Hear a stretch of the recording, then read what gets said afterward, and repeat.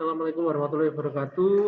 Ketemu lagi dengan saya, Wenda Wayu Kristianto, dosen pengampu mata kuliah perilaku organisasi di kampus STY PGRI Dewantara Jombang. Ya.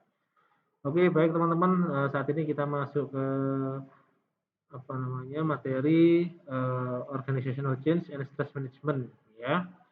Oke, jadi ada dua hal yang akan kita bahas nanti terkait dengan perubahan di organisasi serta manajemen stres. Yang pertama kita akan membahas tentang perubahan di dalam sebuah organisasi. Ya, oke ya. Jadi ada istilah yang sekarang mengatakan itu change or die. Ya, intinya berubah atau mati. Maksudnya apa? Intinya yang namanya perubahan itu adalah sesuatu yang pasti ya teman-teman ya. Jadi mau nggak mau, suka nggak suka, kita harus mengikuti perubahan atau kita akan ketinggalan zaman seperti itu. Ya, yang dimaksud seperti itu, change or die. Jadi di dalam kita mengelola sebuah organisasi, ya kita tidak boleh alergi terhadap yang namanya perubahan. Justru perubahan itu dibutuhkan, inovasi itu dibutuhkan dalam rangka untuk dapat menjaga stabilitas organisasi sehingga organisasi dapat mengikuti perkembangan zaman. Intinya seperti itu. Justru kalau kita tidak mau mengikuti perkembangan zaman, maka organisasi kelamaan organisasi yang kita pimpin atau organisasi yang kita kelola itu akan ketinggalan zaman dan lama-kelamaan akan ditinggalkan oleh anggota organisasinya. Seperti itu. Oke, jadi ada beberapa dimensi ya terkait hal-hal atau hal-hal yang menyebabkan terjadinya perubahan. Yang pertama katanya dengan perubahan sifat dari karyawan ya seperti itu atau anggota organisasi ya seperti itu ya.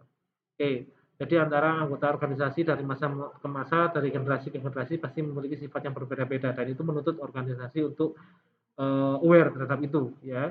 Kemudian teknologi jelas ya, jadi perubahan teknologi dapat menyebabkan terjadinya perubahan, kemudian terkait dengan economic shocks ya, itu juga dapat menyebabkan perubahan.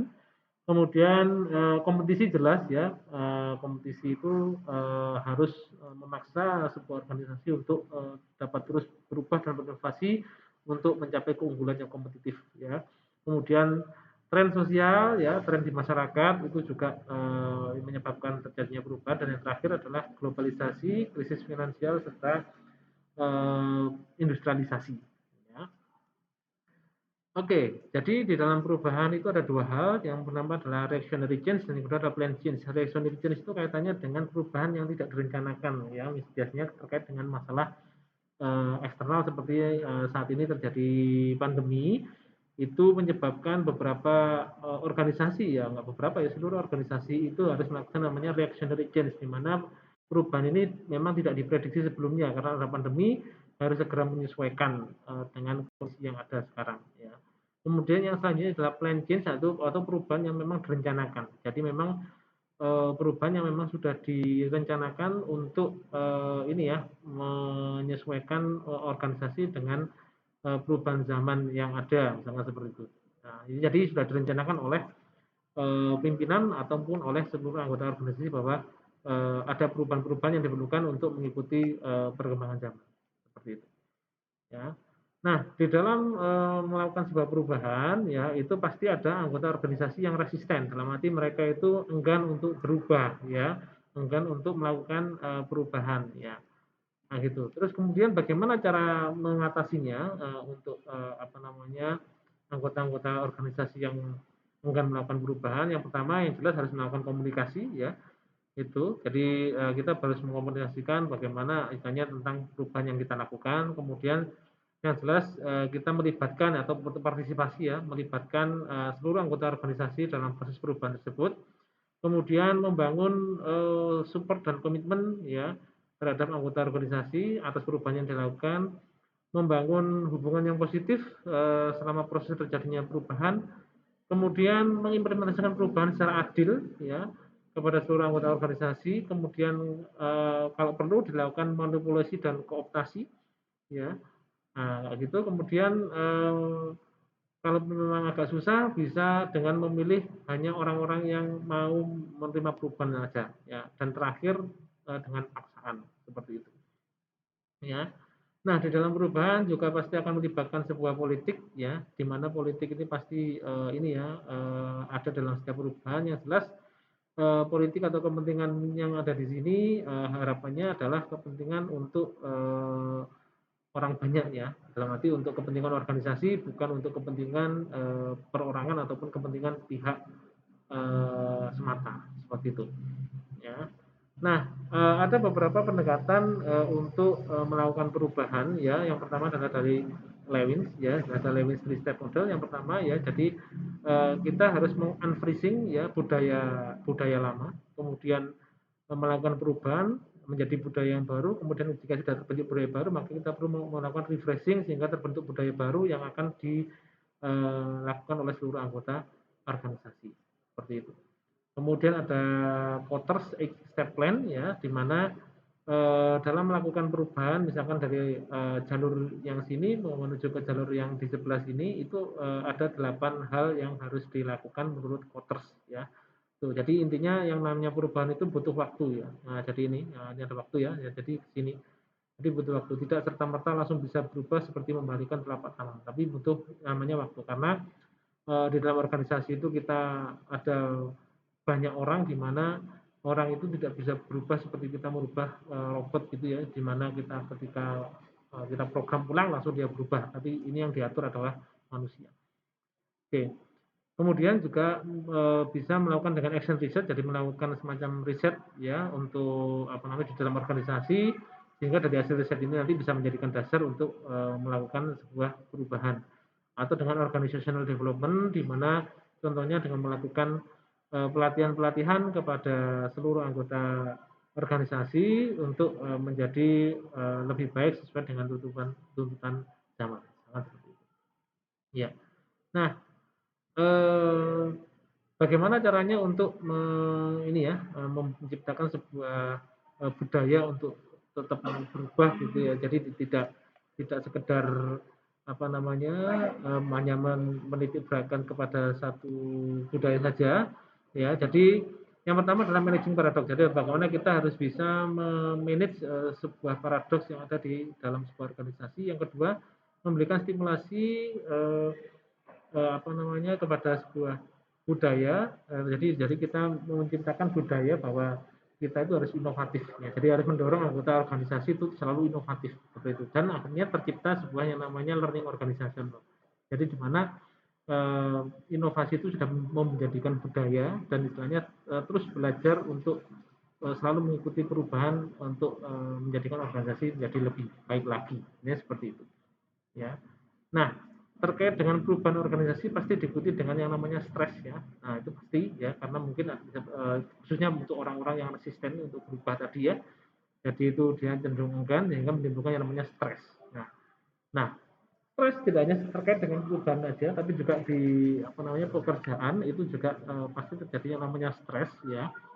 Oke, jadi ada beberapa hal yang menyebabkan orang itu stres ya, atau apa namanya tidak nyaman. Yang pertama kaitannya dengan masalah keuangan ya. Kemudian yang kedua masalah load pekerjaan atau mungkin beban pekerjaan. Yang ketiga kaitannya dengan tanggung jawab keluarga, dan terakhir kaitannya dengan kesehatan.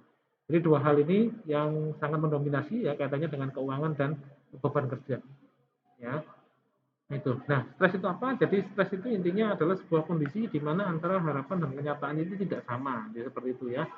Nah, seperti itu. Jadi apa namanya antara apa yang diharapkan dengan kenyataan yang diterima itu tidak sama, sehingga itu bisa menyebabkan stres. Jadi sebuah kondisi yang ini ya dinamis, di mana seorang individu itu dikonfrontasikan dengan sebuah kesempatan ya, bisa dengan permintaan ataupun sumber ya yang terkait dengan keinginan individu itu sendiri ya.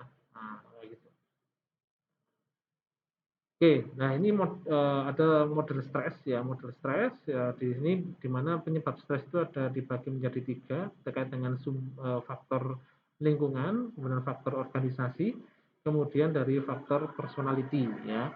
Dari faktor lingkungan itu bisa terkait dengan ketidakstabilan ekonomi, ketidakstabilan politik, kondisi politik serta perubahan teknologi.